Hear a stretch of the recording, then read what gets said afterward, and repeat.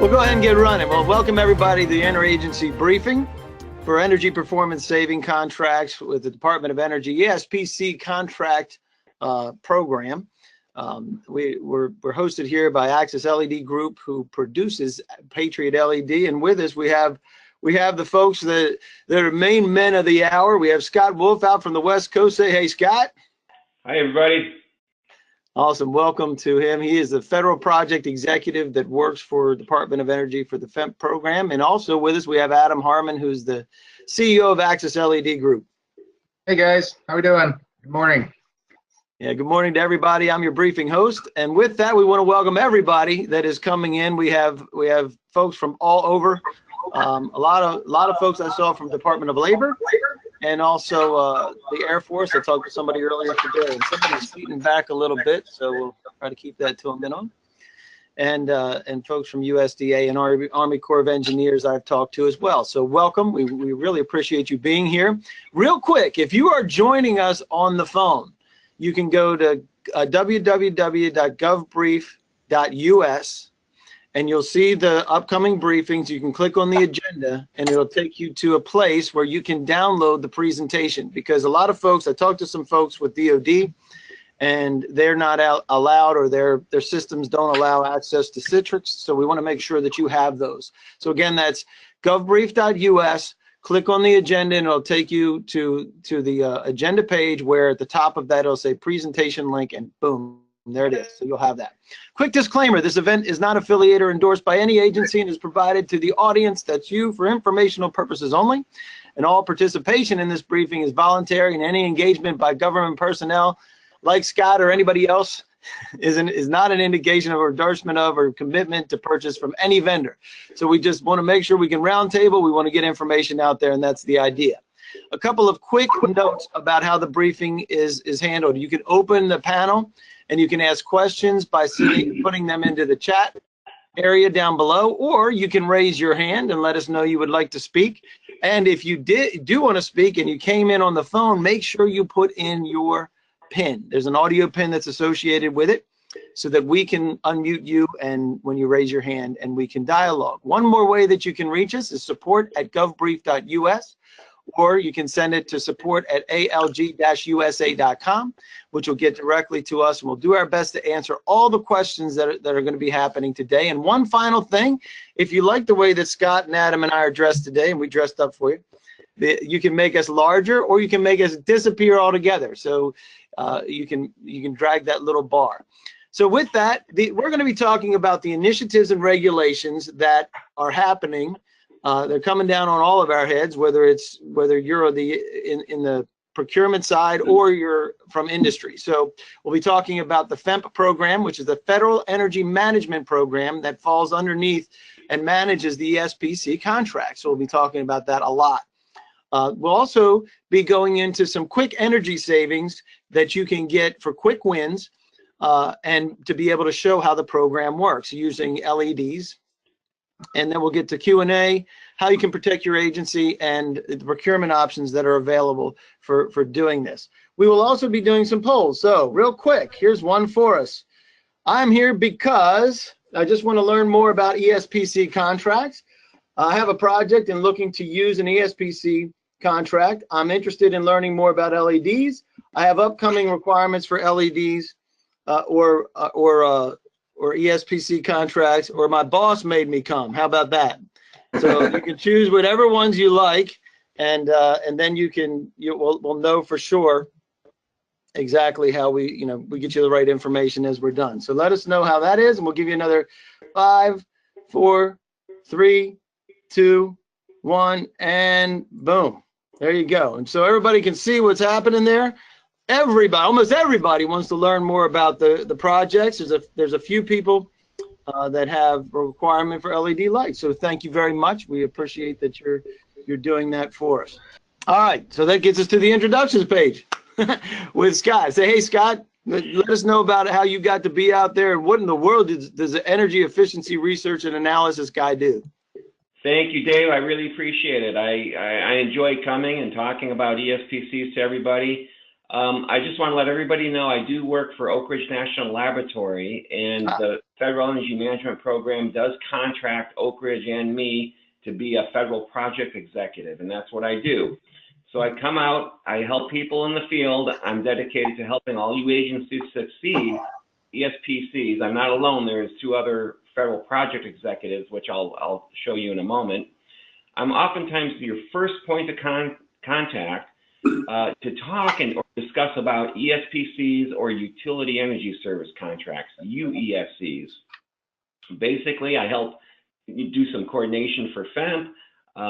We work with assisting agencies where we have hands-on people who will help you do projects. They're called FEMP project facilitators, or we use the word PS.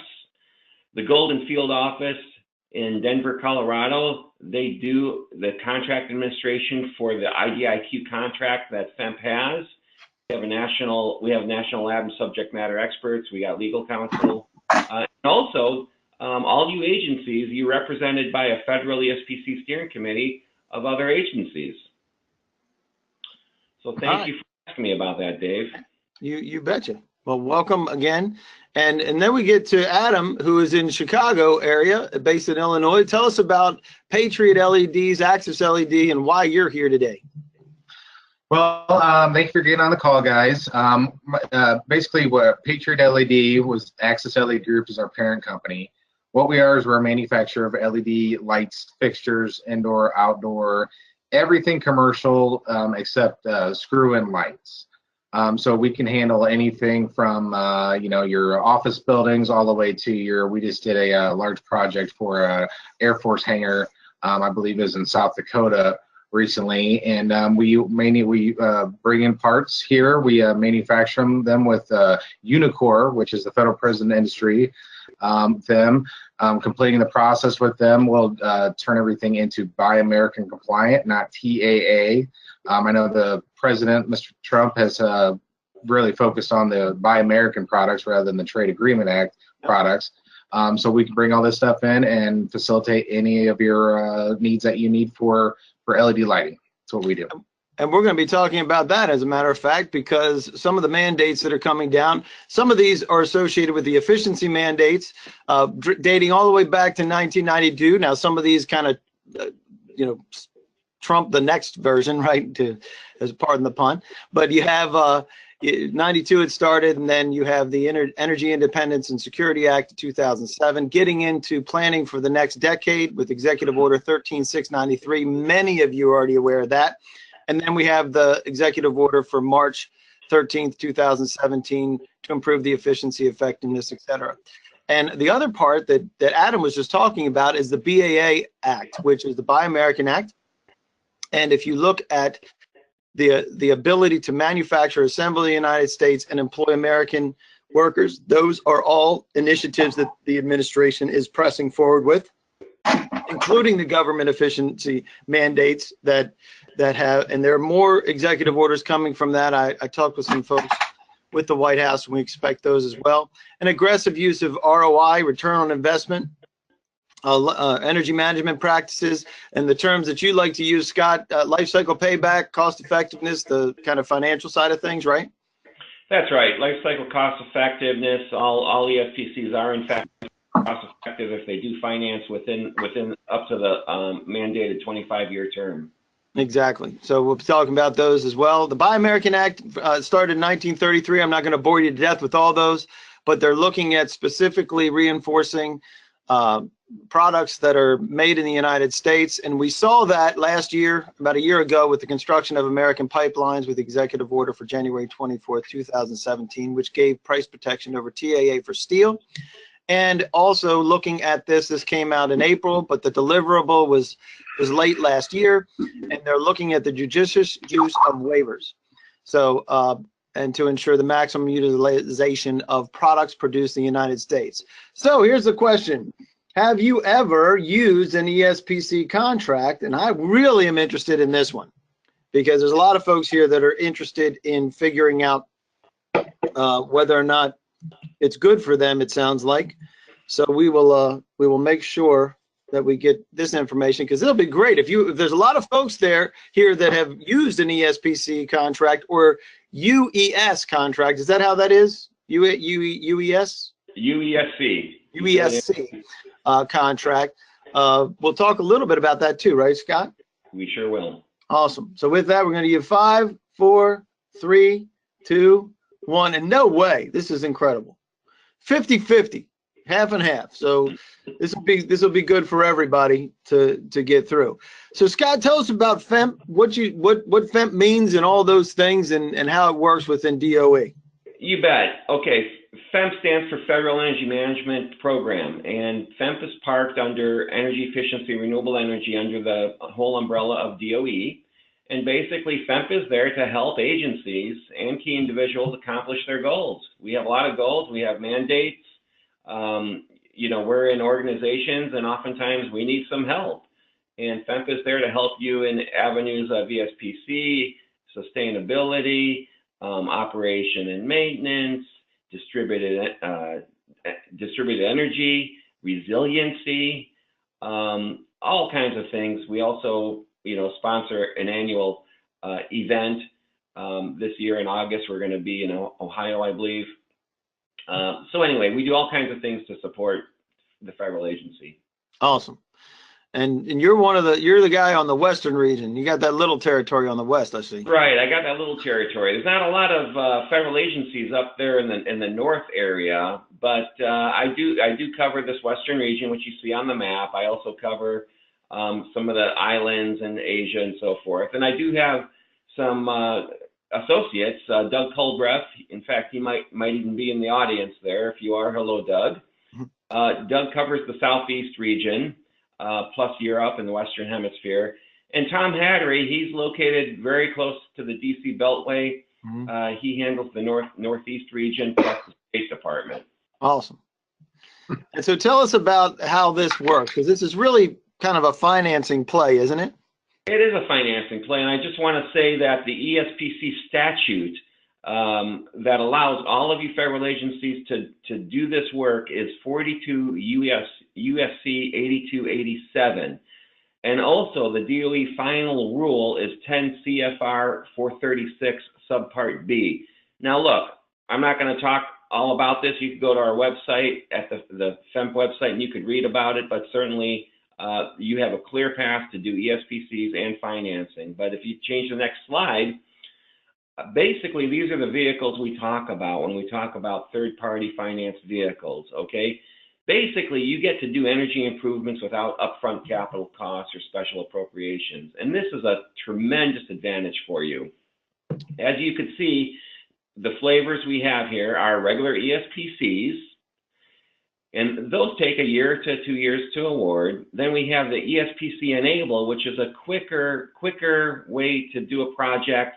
They're more limited ECMs, basically, but you could do an Enable ESPC, which is even 300,000, maybe up to 3 million. You could do that in 6 months. And then if your utility company does offer such a finance program, you could do a UESC, or Utility Energy Service Contract. Not all utilities offer them. You could certainly talk to your account rep and ask them, or you could call us at FEMP. We'll help you with that.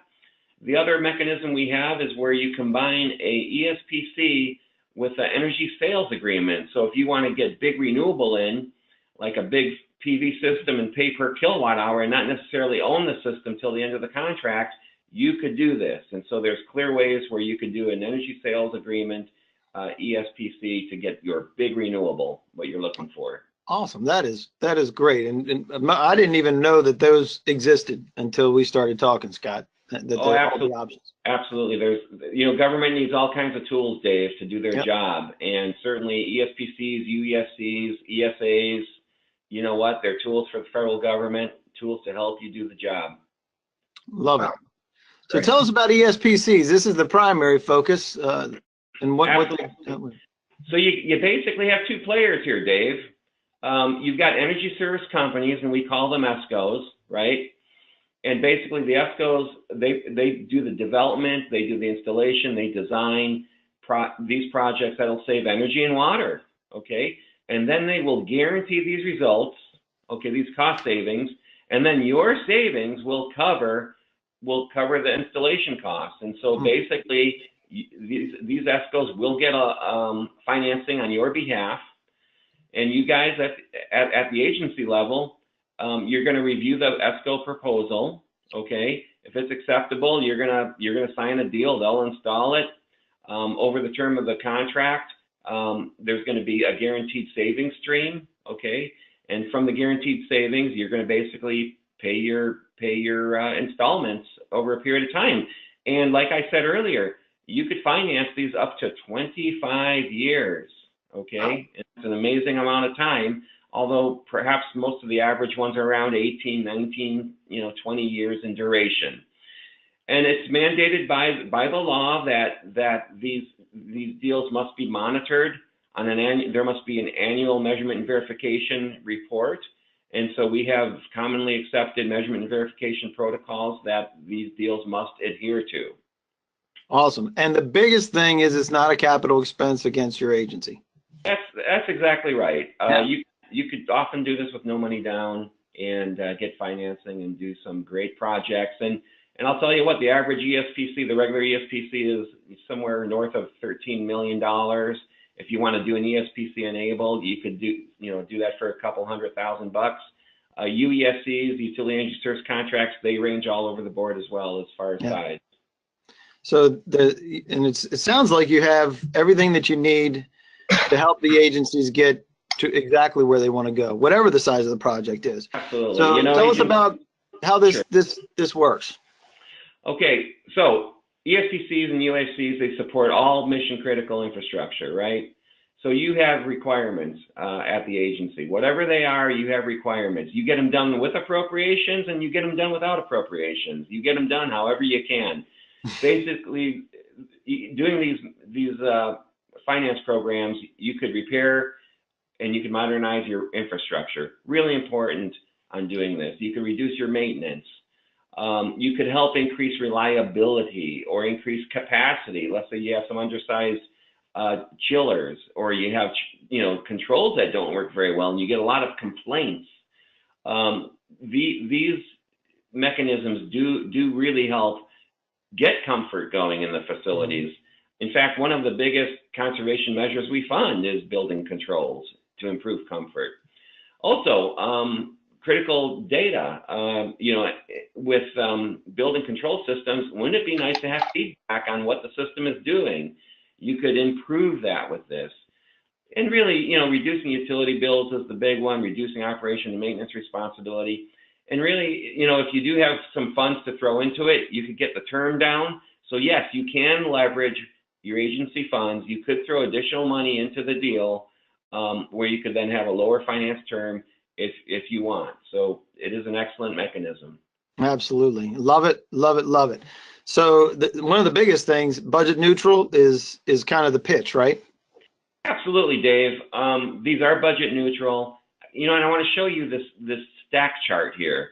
Okay, the stack chart on the left shows you before the ESPC your agency's cash flow. They're already spending the money, right? You're spending money. You're spending money on energy, on kilowatt hours, on therms, on gallons of fuel, and operation and maintenance. So if you decide to do an ESPC or a UESC and you enter the deal, what's going to happen is they're going to install the energy efficient equipment and they're going to guarantee, well, in an ESPC, they'll guarantee the savings. UESC, there's performance assurance, not necessarily the same guarantee level as ESPCs, but then you're going to chunk down your energy in operation as in the middle stack chart, right? And with that cash flow on the right, you're going to pay the installments to pay the equipment off. Now look, after the term is over, all those savings revert to the agency then. Yep. And that's the bar on the right. That's exactly right. It's a powerful tool for agencies. And as you mentioned, there's several different flavors. So let's go through this as well. Yeah, I mean, whether you do an ESPC or the ESPC Enable, which is the smaller, quicker mechanism, or a utility energy service contract, look, they all use private sector. These private sector folks, they do come in, whether they're under contract with a utility, for example, with the UESC, or they're on our IDIQ list. we're not the only ones that offer IDIQs. I want to say the Army Corps also has an IDIQ contracts to do ESPCs. So basically, private sector is there. They're going to do the audits. They're going to design. They're going to hire the subcontractors, and they're going to get the financing. Okay, over time, you guys at the agency, you're going to pay for it out of cost savings. And like I said, when that project is paid off, all those savings accrue to the agency. And we at FEMP, we could help you provide all the facilitation you need to get going on your projects, whether they're utility projects or ESPCs. And the industry folks are motivated to get the job done effectively because that's part of their profit motivation too, right? Because they're taking the piece of the savings. Absolutely, and federal agencies do review the installation. They do kind of grade, what the ESCOs are doing and how things are going, and so, there's built-in incentives to keep everybody happy. The ESCO wants to do a good job. They don't want to get behind schedule. Everyone wants to, adhere to schedule and not have cost overruns. I also want to say, Dave, these are fixed price contracts. So, it's rare to have these change orders. If there are change orders, they're usually initiated by the government that they wanted something additional. But yes, right. They're fixed price contracts typically. And so it goes to the risk and really covering the agency very well, very well. So about the technologies, this is really an impressive slide. If you guys can't make this bigger so that you can see this, because of there's a lot of depth and breadth that ESPC contracts can cover. Isn't that right? Yeah, absolutely, Dave. And I'm glad we really have this in here. I want to say that this is these are the technology categories in the regular ESPC IDIQ contract we have. It's J3 attachment. And as you could see, there's everything under the sun in there that you could think of. Now, listen, for Enable, we don't have, they don't have the breadth of this, but you could do a hybrid where you could add any of these on. There's a little bit different process. But I also want to say, whether you're doing the DOE contract or the Army Corps contract, these are very typical ECMs, or if you're doing a utility contract, these are very common as well. And you said something yesterday when we were talking about like a data center modernization, right? Absolutely. In fact, our IDIQ just awarded a data center project to a NASA facility here in California. Data centers are fair game to do. In fact, there's a lot of HVAC work that could be done. The equipment could be changed out. And also anything with microgrids or resiliency. ESPCs and UESPs work in that arena as well. Yeah, there's a lot of that going on as well. And if you think about that, if you can actually fund a component of your data center modernization, which is another critical piece, that can really help as well. So let's talk about how this works, the different contracts, and how it kind of scopes out. Yeah. Now, listen, the next two slides here are basically showing at a glance comparisons of all four of these mechanisms, okay? So you could see the contract type and private sector on the left here and eligible facilities, okay? So basically, ESPCs, they're IDIQ contracts, and the private sector, the ESCO provides them. With the Enable, it uses not an IDIQ contract, but a GSA Schedule 84, SIN 246 through 53. Okay, this program has been going on for quite some number of years, and we have some agencies who I consider power agencies who are doing this. Forest Service out my way have been very active in doing Enable ESPCs, okay? They do them on federal facilities, okay? All their small, big, whatever size. Now with the ESPC ESAs, okay, it could be a standalone contract where you don't have to use the IDIQ contract. You could go advertise for your own ESCO. There's an ESCO qualified list, okay? Again, with ESPCs, the commonality is they all have to be federally owned facilities or on federal land. Now, with UESC, if you have a leased building, you could do a UESC in a leased building, assuming that your lease is going out longer than what the term would be on the UESC. But you got to know if your serving utility offers it. And that's interesting. So the advantage is you could be billed through your utility bill. Wouldn't that be convenient? Yeah, and then you can get the improvements that you want to the structure, right? Absolutely. Oh, very cool. I didn't know about that either. I'm glad you're here. So here's another component of those slides. Kind of gives you the size of the. Absolutely. Project size and ballpark is really important, Dave, when we think about what mechanism fits for me. But a regular DOE ESPCs could be 1 million, 2 million, or larger. Usually, you don't see them under 2 million, honestly. The enable is no fixed size, okay? It's suitable for smaller projects, okay? And with ESAs, it's like, typically 500 kW or more. With UESCs, like I said, any size. And again, you could see the columns or the rows for the ECMs. I did mention to you guys that enable is basically lighting, water, basic HVAC controls, solar, right? And then recently, boilers, chillers, and motors were added. But if you want to break out and do something else, you could do it. It'd be called it's a hybrid enable. You could do it. Nice. So anyway, we've got a lot of opportunities here. I wanted to talk about guaranteed savings. You could see where on the ESPCs it's required, right, for both the enable and the regular ESPC. With ESAs, you have what we call an option B, measurement verification.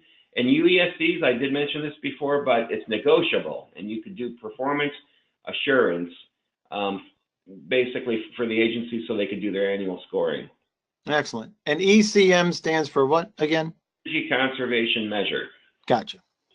Awesome. So great stuff. And so we're going to ask this poll, which is my issue with ESPC contracts is cost to budget, which I think we kind of answered that already, but that's okay because if there's any concerns, we want to address that too, right, Scott? So understanding the ESPC contracting process, engineering issues, which you may have, not enough staff to execute. We know that there's so many different procurement people out there, and they just have huge staffs to be able to operate all these things.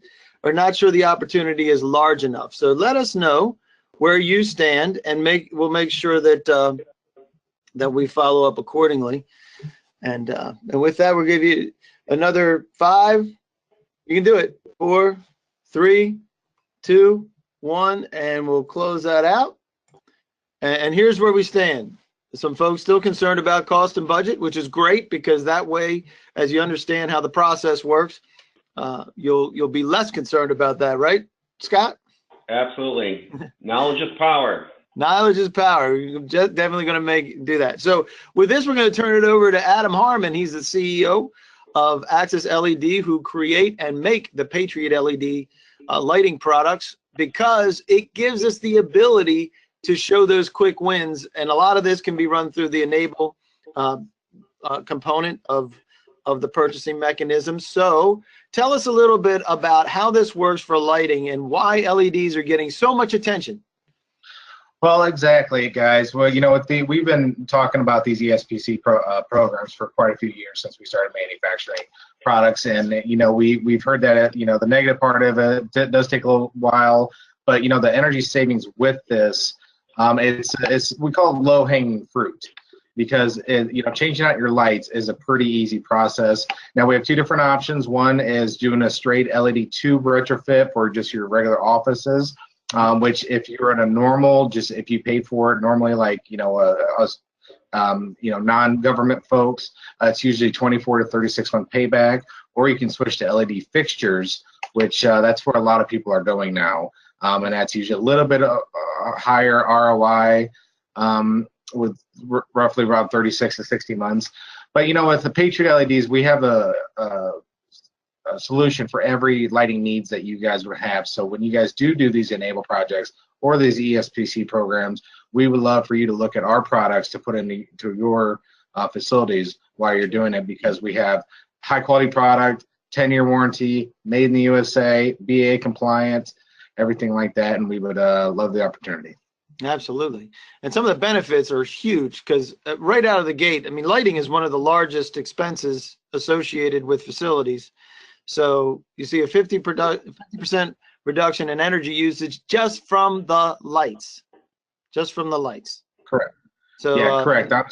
Obviously, everybody knows, or it's being a lot more familiarized that LED lighting, compared to the old fluorescents or incandescents or even the compact fluorescents, the longevity of them is the key, because you have maintenance guys who are changing light bulbs when they could be fixing computers or desks or any sort of other chillers, boilers, or anything like that that's been out there.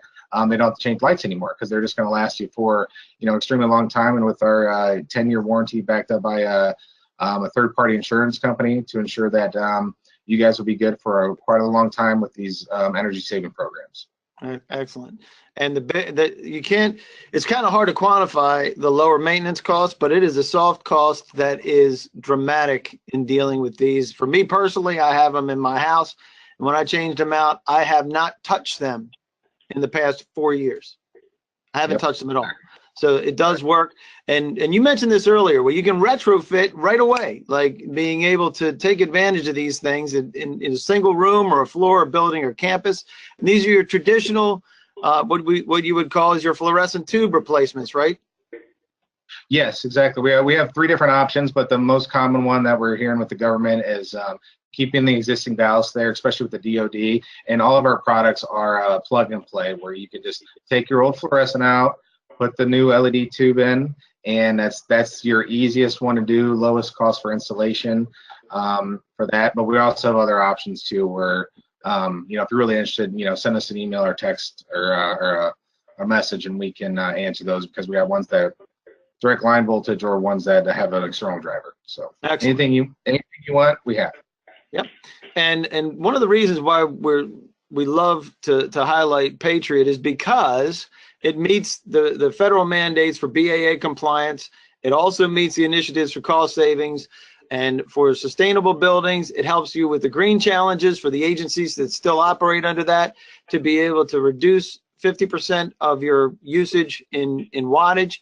And it is really a great way to get a jump start and a quick win to show how the ESCO contracts or ESPC contracts work. And it's competitive pricing. It's not like it's crazy out of whack where it's costing you 3 times as much. It absolutely is a good place to look. So let's talk about who's looking for a facilities upgrade requirement. And we know that there's a bunch of folks here that are looking for it immediately, because I talked with plenty of folks already that already have this as an initiative. But if you didn't answer this question on the way in, we want to make sure we understand what your timeline is. And that way Scott will know how he can help you out and get you in the work. So let's go ahead and fill that out, and we'll give you another about 10 seconds. And then we'll move on to the Q&A. So if you have any questions, we're going to be popping open that question panel there, and you can let us know. And I have some from email as well already. So let us know. You can raise your hand as well. And we'll give you another 5, 4, 3, 2, 1, and good to go. All right, so here we go. We got 17% that are immediately and some that are not sure, which is fine. So we'll make sure we get you the information that you need. All right, let's get to the questions, shall we, guys? So, Valerie, I'm going to put on my spectacles so I can see this. Valerie, how can I find out if my utility offers an ESPC program? How's that? Is that called an ESPC program for utilities? I think that's UESC typically. So oftentimes federal agencies have what they call a account representative. So call your account representative, see if they have a program where they would finance this, and it's called a utility energy service contract. Now, if they kind of question you and say, what? I don't understand, they don't have it, okay? You could call any of the federal project executives, and we could kind of run it to ground for you if you wish. But basically tell them, look, if I want to do a $1 million plus project, can you guys at the utility finance it for me? Yes or no? And they'll let you know if they have a finance program. Okay. Awesome. And Maria is asking, is Access Group service disabled? We have service disabled 8As, better known ESCOs or people that we work with that we can definitely provide for you guys. Yep. And we're also on the GSA Advantage website too, so if you guys want to do a couple quick buys. you can also go online and purchase our products on there. Awesome. Sarah says, can I get a copy of the presentation? Yes, it's actually there in the handouts. You can open that panel up to the right and download that. And Marcus is asking, go ahead. I also want to say that we have on-demand training. So if anybody wants to learn about ESPC in depth, we have some pre-recorded on-demand training you can sign up for on the FEMP website, where you could go to the training website and you could get any on-demand and get a basic ESPC or UESC class. Got it. Marcus is asking, will there be more briefings? Yes, there will be more briefings. And there's other ones that we will post as well. Simone, do I need to go through DOE ESPC to buy LEDs? No, you do not. No, you can go down you can do it on the GSA Advantage website, or you can call us directly and you can purchase from us. And you can do it through the ESPC program too, right, Scott? Yeah, your general contractor is really the ESCO. So if you hire an ESCO or you work with a utility, you could talk to them about what you're interested in as far as your product specifics. You could discuss with your assigned general contractor, which would be the ESCO. Awesome. And then let's see if there's any more. I think that's it. All right, if you have any more questions, you can shoot them over to support@govbrief.us. We will disseminate them to Adam and also to Scott. So we appreciate that. So let's talk about staying out of hot water. How can these agencies make sure they're getting what they want? And I love this first one, Scott, and that's get technical and procurement involved together, actually working together from the beginning. Absolutely. You know what? You're basically doing a procurement deal here, and you can't just be on the procurement side and not get help from the technical side, and you can't be on the technical side and not get help from procurement. People need to come together as an agency, and I call it bring your acquisition team together. Okay, so bring the acquisition team together, get approval from management, engage a guy like me, your federal project executive, or a guy like Doug Culbreath or Tom Hattery, and we'll coach you guys to draft a procurement plan to figure out how to make all this happen, right? Yeah. And go that direction. Yeah. And how much does it cost them to reach out to you to do the work with them? I don't charge people. I get paid by the government. So that costs them a thing. So yeah, take advantage of that. And from Access's standpoint, and actually just making sure that you're BAA compliant, drive the ESCOs to use the BAA LEDs and require UL flickerless verification, because that is one of the things. Why is that important, Adam? What does this flickerless thing mean? Well, basically what UL flicker verified, low flicker verified is where, with every piece of lighting, including LEDs, they flicker just a little bit. And what we're hearing is that a lot of hospitals, schools, offices, it will cause headaches or even epileptic episodes for some children that we've heard in some schools. So what we have developed, we're one of the only companies in the entire world that has developed this, we call it flickerless product that's been verified by UL through testing, that will have a 0.001 flicker, even though if you look at a normal one, you can't see with your naked eye, but it does flicker about 120 times per second. With this, it does 0.001% every second. So it's a very extremely high-end product, and we're proud to have it. Yep, absolutely. And verify those warranties. Make sure that if you're talking about LEDs and the lead time, verify the lead time, because sometimes that can be a big issue, right, Adam? Yes, it can. On smaller projects, we have a lot of stock here in the U.S. So if you want to just call up and get a few cases, or for a small building or project or anything like that, we can handle that super fast. But if it's one of these larger projects, it's only going to be about 2 or 3 months. It's nothing, nothing crazy. So. We're on our game pretty tight. So. Yep, very good. Verify that past performance from everybody. That's always a good idea, right, folks? And use the available ESPC and UESC contracts, because they're there. And you got folks like Scott that do this for free. So reach out to them and do that. And some procurement options. Here's the information. You can, like Scott mentioned, enable GSA Schedule 84 SIN 24653. You also have the IDIQ, the DOE IDIQ, and there's two different versions. If you already have done ESPC contracts, the 2008 are there, but you also have access to the 2017. And how many folks are on that 2017 IDIQ, Scott? Oh, I believe we've got over 21 ESCOs on that. Mm-hmm. And then you have the large renewables, you have the UESC, utility driven, and you mentioned this too, that Army Corps of Engineers also has their own IDIQ. They do. That they can run it through. Same kind of scenario. It's nothing more complicated or anything like that. And Scott will be glad to help in that as well, right? Absolutely. Absolutely. And as far as buying LED lights, you can do that directly. There's an interagency agreement with Unicor as well as GSA, as everybody's aware.